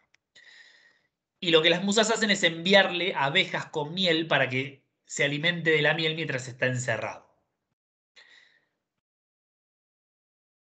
Entonces, fíjense que lo que tenemos acá es el amor, la tristeza por la despedida del amado, el amante sufriendo por amor, en la historia de Dafnis, y el pastor protegido por las musas, el canto como salvación. Y son los tres, justamente, son tres tópicos bucólicos, todos metidos en el mismo canto, y todos insertos con una enorme condensación y sutileza. En muy pocas palabras, Lícidas mete tres tópicos bucólicos, ligados al sufrimiento del amor y a la cura por el canto. Termina de hablar Lícidas, termina de cantar, y responde Simíquidas. Lícidas, amigo, muchas cosas a mí también me enseñaron las ninfas cuando apacentaba en los montes la vacada, hermosas melodías que la fama ha llevado seguro hasta el trono de Zeus. Hay empero entre ellas una que mucha ventaja a todas, a todas, y con esa voy a empezar el canto en honor tuyo. Escucha pues que a las musas eres grato. Y ahí le empieza a cantar. Entonces observen que esta tradición simplemente retoma la misma idea que plantea el propio Lícidas. Te voy a cantar una cancioncita que a mí me parece muy buena. Simíquidas le dice, te voy a cantar una que a mí me parece que es la mejor de todas las que tengo. Y de vuelta hace lo mismo que Lícidas. Para Simíquidas estornudaron los amores. Que el cuitado ama tanto a Mirto como las cabras aman la primavera. El tema de este estornudo es un problema. Algunos lo consideran un signo positivo, otros un signo negativo. El estornudo ahora podía ser una cosa o la otra. Pero fíjense que esto es una amague. Porque Simíquidas, que parece que va a ponerse a cantar sobre su amor, desdichado o afortunado, en realidad inmediatamente pasa a hablar de otra cosa. Arato, en cambio, en todo el más querido para aquel, tiene en su corazón deseo de un muchacho. Bueno, y acá hay un problemita, que es ese dato en cambio, que es lo que traduce el traductor de Gredos, justamente. Pero en realidad el en cambio depende un poco de la interpretación de qué es ese estornudo, ¿no? Si a Simíquidas le va bien, entonces es Arato en cambio. Si a Simíquidas le va mal, entonces es y Arato también tiene un problema. Pero como no podemos resolverlo, no nos metamos demasiado en detalles. Aristis es por supuesto el amado de Arato, bien lo sabe, hombre de mérito y muy distinguido, a quien no rehusaría el que cantase al son de la lira ni el mismo Febo junto a los trípodes de su santuario. Él sabe, fíjense que repite, que Arato se abraza hasta la médula de amor por un doncel. Ponlo, oh Pan, patrono de la deleitosa llanura de Ómbola, en los brazos amantes de mi amigo sin ser llamado, ya sea el tierno Filino, ya sea otro. Y si tal haces, Pan querido, que los hagales, bla, bla, bla. Bueno, ahí se pone a hablar de Pan. Y tenemos acá otra referencia erudita sobre la que vuelvo en un segundo. Pero fíjense que ahora ya no tenemos la historia del amor correspondido que termina en tristeza, sino que está tomando algo que estaba implícito en la historia de Daphnis y Genea, que es el amor no correspondido. Y en este caso por un muchacho. Perdón, detalle que yo no mencioné porque lo doy casi por sentado, los amores homosexuales y heterosexuales fluctúan absolutamente. La poesía bucólica hay tanto amor homosexual como amor heterosexual. Eh, Cada uno tiene sus propios tópicos, no digo que sean iguales, que sean tratados de la misma manera, pero hay tanto amor homosexual como amor heterosexual. De hecho, yo digamos, no lo dije, pero Agianacte, el amado de Lisias, es un muchacho, no es una muchacha. El caso de Daphnis, la amada de Daphnis es Genea, que sí es una ninfa y es una mujer, pero esto es justamente el tipo de fluctuación que desaparece regularmente en la poesía bucólica.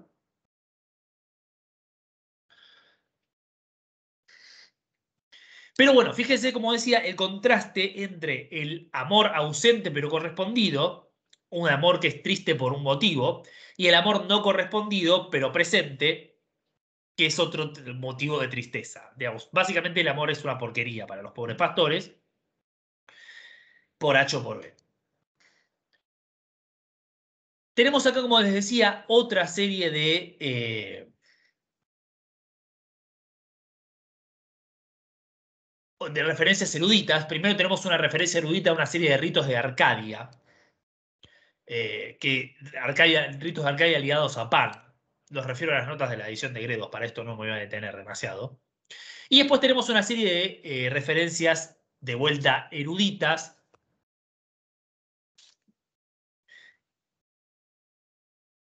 a lugares de la zona de Mileto, las fuentes Gieti, de Bibli, o la ciudad de Ecunte, donde estaría transcurriendo esta historia entre Arato y Filino. Pero bueno, de vuelta son referencias bastante geográficas, bastante eruditas. Le pide entonces el poeta a Siliquías que los amores hieran con sus flechas al adorable Filino, arídmelo que el malvado no se compadece de mi amigo. Y esto es un tópico de la poesía homosexual particularmente. Esto lo estudió Santiago Sorter, lo está estudiando justamente, que tiene que ver con el hecho de que el amado que no corresponde sea castigado con un amor no correspondido. Y fíjense que esto es lo que está implicado en él está ya más maduro que una pera, y las mujeres, ay Filino, le dicen, la flor de tu belleza va pasando.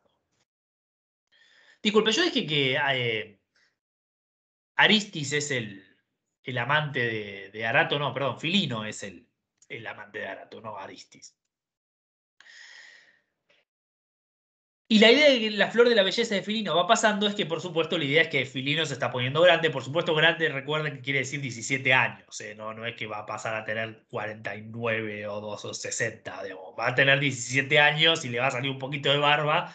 Y cuando le sale un poquito de barba, el famoso bozo, ahí ya está. No podés tocarlo más al muchacho porque ahí se pone complicada. Ya es otra historia. Ahí ya no es amor homosexual de Kitty. Y el tema es que justamente el castigo que le está pidiendo Teócrito, perdón, Simíquidas le está pidiendo para este personaje es que los amores le hagan lo mismo que él le está haciendo a Arato, que es que se enamore pero no lo corresponda. De vuelta, esto es un tópico de la poesía homosexual.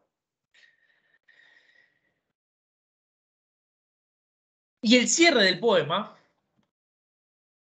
introduce otro tópico, que es el Paraclausítiro. Cesemos ya, Arato, de velar a su puerta y cansar los pies. El tema de velar a su puesta, el prothiroisi, que está en griego, es una alusión a otro tópico típico de la poesía amorosa, no tanto bucólica, en este caso es más propia de la poesía urbana amorosa, que es como les digo, el paraclausítiro, el estar parado junto a la puerta cantándole. Ahí es todo un género, de vuelta es todo un género con una enorme carga ficcional, porque obviamente la gente, la gente borracha iba a hacer estas cosas, estoy seguro que lo hacían, pero cuando está en poesía es la construcción ficcional de eso, no es que realmente esté pasando. Además, imagínense que a las 4 de la mañana, después de estar tomando vino toda la noche, encajar un exámetro no era sencillo. Eh, pero la idea es básicamente el enamorado que se presenta ante la casa de la enamorada y le empieza a cantar, o el enamorado del enamorado, del muchacho enamorado. Y la idea acá es, dejemos de cantar a su puerta, es dejemos de hacer esto.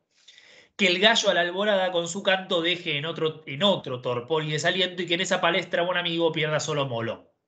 Molón pareciera ser el oponente de Arato por el amor de este Filino.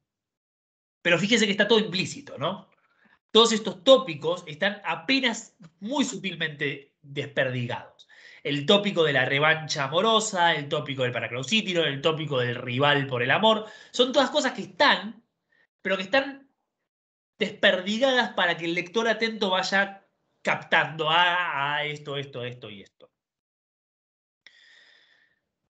Lo nuestro sea el ocio, tengamos a una vieja que escupiendo aparte de nosotros no grato. Y esto es un gesto apotropaico, el escupir es un gesto apotropaico típico en Grecia, de la Grecia antigua, y la vieja debería ser algún tipo de hechicera o algo por el estilo, vaya uno a saber exactamente, pero el chiste es que es un gesto apotropaico. Y es un gesto apotropaico porque ¿de qué está hablando? Justamente de la enfermedad del amor, ¿no? ¿Por qué necesitamos el gesto apotropaico? Porque estamos enfermos de amor. Por lo tanto, es que traigamos a una vieja que nos escupa y nos cubre. No los escupe a ellos, se escupe al suelo. Pero este final, fíjense que de alguna manera refuerza un poco la impresión de que Simigias está enamorado también y no correspondido. Porque fíjense que cesemos ya rato de velar a su puerta y tengamos una vieja que aparte de nosotros lo no grato. No es del todo certero, hay un margen de ambigüedad, pero pareciera que Simikia se está condoliendo de Arato, no simplemente por cariño, sino porque él también tiene este problema del amor no correspondido, entonces los dos necesitamos despojarnos de este amor no correspondido. Y ahí termina el canto. Y fíjense que entonces los dos cantos funcionan en sentido inverso. El primer canto, el de Lícidas, nos lleva a un espacio de amor correspondido, pero trágico, porque la persona que ama se va. Bueno, no muy trágico, pero triste. Y al mismo tiempo, fíjese un poquito la inversión un poco que hay, porque tenemos el comienzo en el poema de la canción de Lícidas, tenemos un comienzo medio urbano que tiene que ver con la navegación comercial, un espacio de la realidad, de la navegación y del comercio. Pero después vamos avanzando hacia el espacio cada vez más bucólico y llegamos directamente al espacio bucólico absoluto con las menciones de Dafnis y Comatas. En el canto de Siníquidas tenemos el amor no correspondido, el amor presente pero no correspondido, o sea, otro amor desgraciado pero por razones inversas. Y hacemos un movimiento que también es inverso, porque arrancamos con Pan, arrancamos con el establecimiento del problema del amor, pero después nos vamos hacia Pan, un dios, por supuesto, agreste si los hay, y que nos lleva al espacio rural. Y después nos vamos, cuando terminamos con Pan, volvemos con el Paraclausítiron al espacio más urbano y con la mención del gesto apotropaico del escupitajo de la vieja al espacio más completamente urbanizado real, la idea ya del mundo más real. Entonces tenemos dos gestos completamente inversos. Lícidas le plantea el desafío, hagamos este tipo de poesía, y Simiquias le responde haciendo ese tipo de poesía, pero no imitando, sino haciendo todo lo posible lo opuesto que Lícidas, sin salir, digamos, lo opuesto sin salir de este mismo estilo, ¿no? Se entiende que no es que está haciendo otra cosa, sino que está haciendo lo mismo, tratando de cubrir otros agujeros, los espacios que Lícidas le dejó. Y se ve que Lícidas quedó muy contento porque riendo dulcemente concedióme su callado como don de las musas. Y fíjense que Lísida siempre se está riendo. Se ríe cuando empieza a hablar, se ríe cuando empieza a cantar y se vuelve a reír cuando termina de cantar. Simíquidas, esto que parece un chiste es parte del gesto del espacio bucólico, del espacio idílico, ¿no? Lísida siempre se está riendo, por más que esté cantando desgracias. ¿Y por qué se está riendo? Porque está cantando. Porque está curado del amor, curado de sus desgracias por el canto. Y le concede el callado. Y esto es típico, ¿no? Recuerden acá el intercambio de la vaca por la lira en la anécdota de Teócrito. Pero hoy, Dios, sí, lo mismo. De Arquíloco. El gesto de entregar el callado, que es lo que le había prometido, recuerden que le había dicho, te voy a dar el callado, bueno, los dos cantan y ese proceso de legitimación que había empezado con la promesa de darle el callado se completa cuando efectivamente se lo da. Pero para que el gesto de legitimación sea completo, tiene que haber pasado este primer intercambio de cantos. Y por supuesto, ¿no? Ustedes me dirán, bueno, pero ya le había dicho que le iba a dar el callado. Bueno, pero a ver, no importa.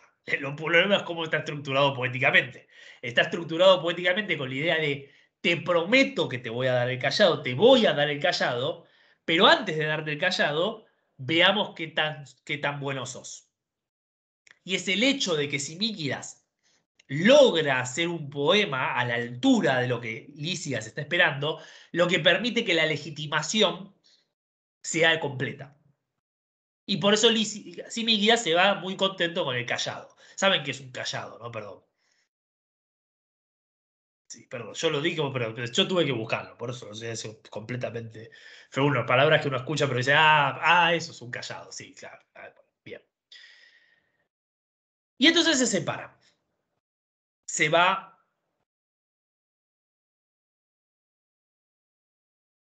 Licia se va hacia Pixa y ellos se van a la casa de Frasida. Y esto, que parece una pavada, es absoluta y completamente fundamental. Porque no sabemos si Pixa es real o no es real, no sabemos dónde está Pixa. Pero fíjense que el que se va a Pixa es Lícidas. Ellos se van a la casa de Frasida. Entonces lo que tenemos en este punto es la separación de esas cosas que estaban al comienzo todas mezcladas. Al comienzo, todas mezcladas, teníamos las referencias geográficas que nos situaban en Kos y un montón de nombres de personajes que vayan a saber. Frasidamo, Antígena, Nicopeo, vayan a saber. Después de esta legitimación poética, de este encuentro, de esta legitimación poética, tenemos una separación. Un camino va hacia Pixa, un lugar posiblemente real de Kos identificable, pero el otro camino va hacia la casa de Frasidamo, que es un personaje ficticio creado para los fines de este idilio, de este poema.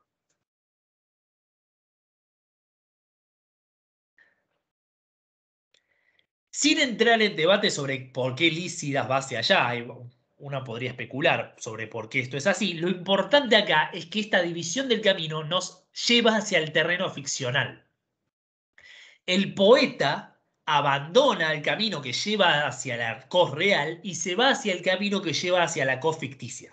Ese lugar de chopos, donde había chopos y olmos y eran todos muy bonitos porque había sombra. Bueno, va hacia ahí. Y ahí está el gesto programático.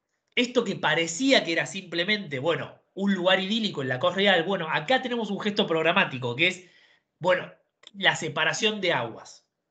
Me voy hacia Os. La del mago, ¿no? El mago de Oz, esa Oz. Falta el camino amarillo. Bueno, el tornado, que el tornado, me gusta, voy a seguir con la metáfora un minuto más. El tornado que lo lleva hacia Oz es este desafío poético con Lícidas y la entrega del callado. ¿Vieron en la película del Mago de Oz? ¿Vieron la película del Mago de Oz? Si no vieron la película del Mago de Oz, vean la película del Mago de Oz, la clásica película del Mago de Oz. Y hay una cosa muy importante en esa película, y tiene mucho que ver con la bucólica, y es que toda la primera parte, antes de que Dorothy vaya a Oz, es en blanco y negro. En realidad ni siquiera es en blanco y negro, es en sepia. Oz es en color. Y eso es un gesto bucólico. Dorothy vive en Kansas, en un lugar real de Kansas, que debería ser un espacio bucólico porque es el campo, pero no es un espacio bucólico, es un espacio campestre real. Viene un tornado y la lleva a Oz, que es en color, y es todo maravilloso, excepto porque hay brujas. Pero las brujas se matan tirándoles un balde de agua, así que no son tan complicadas, son tan molestas, son brujas bastante tranquilas, bastante inocuas, podríamos decir. Eh, por lo menos mientras tengas un balde de agua a mano. Ahora, este gesto, que, insisto, parece incompatible, ese es el mismo gesto que está haciendo Teócrito. Y ese volverse en color, ponerse en colores, es exactamente lo que va a pasar a continuación. Porque ellos van hacia las casas de Frasidamo, con el bello Amintas, y en mullidas y yacijas de fragante junco nos reclinamos gozosos y sobre pámpanas recién cortadas. Arriba sobre nuestras cabezas agitábanse muchos chopos y olmos, allí cerca fluía entre murmullos agua sagrada que se deslizaba de la gruta de las ninfas, sobre las ramas sombreadas las tostadas cigarras se afanaban con su parloteo. La rana verde croaba a lo lejos en la espesura espinosa de las zarzas, cantaban las alondras del jilguero, gemía la tórtola, en derredor de las fontanas revoloteaban las rubias abejas. Todo olía a opulenta cosecha, olía a fruta madura. A nuestros pies rodaban las peras, por nuestros costados rodaban numerosas manzanas. Numerosas las manzanas. Las ramas se inclinaban hasta el suelo cargadas de ciruelas. Rompióse el sello cuatreañero de la boca de los cántaros. Ninfa. Bueno, y hasta ahí. Ahora vuelvo sobre el tema del vino. Vieron que yo les decía que íbamos a encontrar un locus amoenus descrito. Bueno, acá lo tienen todo. Esto es el locus amoenus. Cuando les preguntemos qué es el locus amoenus, pueden decir, bueno, eso que está en el Ilírio 7 de Teócrito. Y fíjense que retoma, ahí en 136, para subrayar esto que yo les estaba comentando, lo que aparece en el verso 8, los chopos y los olmos. La frase es la misma. Aigeiroi teleaite. Si vamos a 136, tenemos Aigeroi teleaite. Entonces, fíjense cómo está subrayando esto que yo les decía. Este es el camino que estaba ahí al principio anunciado, que estaba mezclado en esa cos real con cosas de la cos real. Bueno, ahora ya no está mezclado. Ahora está separado. Ahora son los chopos y los olmos lo único que queda. Las referencias a la realidad se fueron por el otro camino. Y ahora ya no solo son lo único que queda, hay un montón de cosas adicionales. Manzanas, peras, ciruelas, te cachás así, agarrás fruta. Este es el espacio, este es el mundo en colores del que yo. Este es el mundo en colores de Oz. Esto es Oz. Es el mundo de la bucólica completamente alejado de la realidad. Es el mundo de la edad de oro, de Hesíodo. Es un mundo completamente irreal. Pero no importa, porque ese es el espacio bucólico. Y en el espacio bucólico, en este caso en particular, tenemos vino. Hay un vinito, y cuando se abre el vino, invoca a las ninfas de Castalia, que frecuentan los ricos del Parnaso. Fue tal la jarra que en la rocosa caverna de Foro de Heracles ofreció el viejo Quirón. Fue tal el néctar que hizo bailar en su majada al pastor, al de las orillas de la Napo, al formidable Polifemo que apedraba los barcos con montañas. Fue una bebida cual la que entonces mezclaste ninfas, cabe el altar de Demeter, las diosas de las eras. Y no tengo tiempo de meterme mucho con esto, pero observen cómo en el final del poema se reintroduce la mitología. Porque tenemos a Heracles, el vino de Folo y Heracles. Reitero, voy a chequear en la edición de Gredos las historias mitológicas detrás de esto, no quiero meterme porque no me va a dar el tiempo. Y por supuesto Polifemo. Polifemo, que es la referencia a Odisea, ¿no? El vino que vuelve loco a Polifemo es este el que está implicado en este verso. Y de vuelta, ¿por qué la introducción de la mitología? Bueno, hay varias razones, más allá de la referencia erudita, y es colocar este espacio bucólico en el mismo espacio mitológico de Heracles, Quirón, de Polifemo. Y la mención de Polifemo no es arbitraria, porque Polifemo es Homero. Entonces, este espacio, así como toda la primera parte del locus, toda la descripción del locus amoenus nos coloca en un espacio ficcional, Esto nos está colocando en el espacio literario. Esto nos engancha con la tradición literaria. Nos dice, este espacio es también un espacio de la literatura.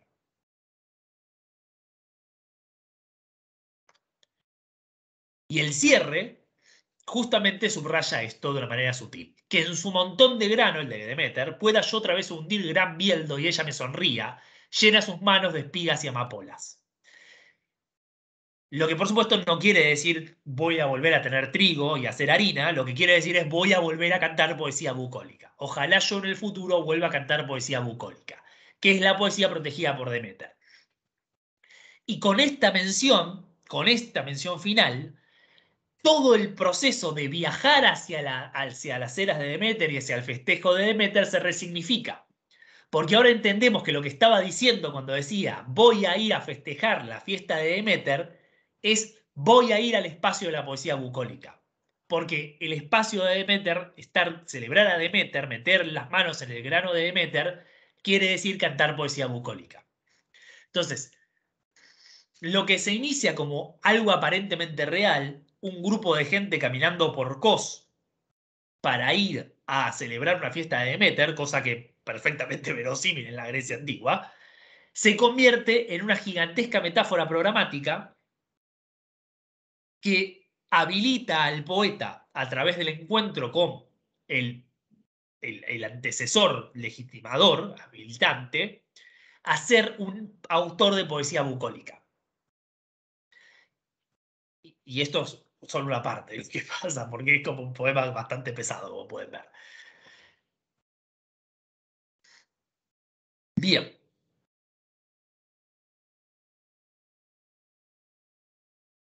Eso es todo. Sí, no tengo mucho. La verdad no tengo mucho más para decir. Pensé que tendría que haber dejado esa frase como cierre porque quedaba bonita. Pero tengo todavía cosas para decir de la final de la materia y todo, así que no podía cerrarlo ahí. ¿Alguna pregunta?